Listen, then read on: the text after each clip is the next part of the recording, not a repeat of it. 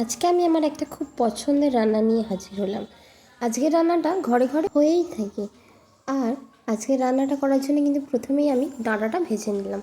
তারপরে সেই কড়াতে আবার আরেকটু তেল দিয়ে পেঁয়াজগুলোও ভালো করে ভেজে নিচ্ছি। আজকের রান্নাটা যেরকমই টেস্টি সেরকমই কিন্তু হেলদি হয়, কারণ এটা ডাল দিয়ে তৈরি।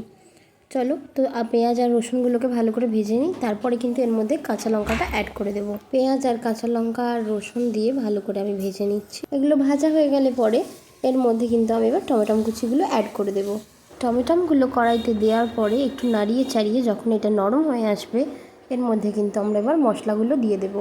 প্রথমে দেবো হলুদ গুঁড়ো, তারপরে দেবো লঙ্কা গুঁড়ো, তারপরে ধনে গুঁড়ো, জিরে গুঁড়ো, তারপরে কিন্তু লবণটাও স্বাদ অনুসারে দিয়ে ভালো করে কষিয়ে নিতে হবে।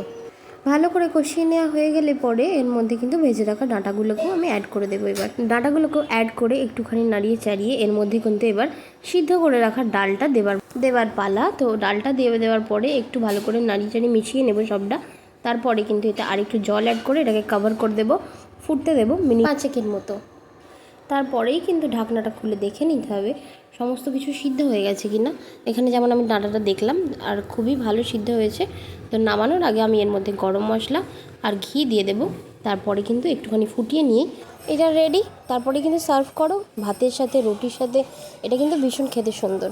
সবাই ট্রাই করো। আজকের জন্য এতটুকুই, টাটা।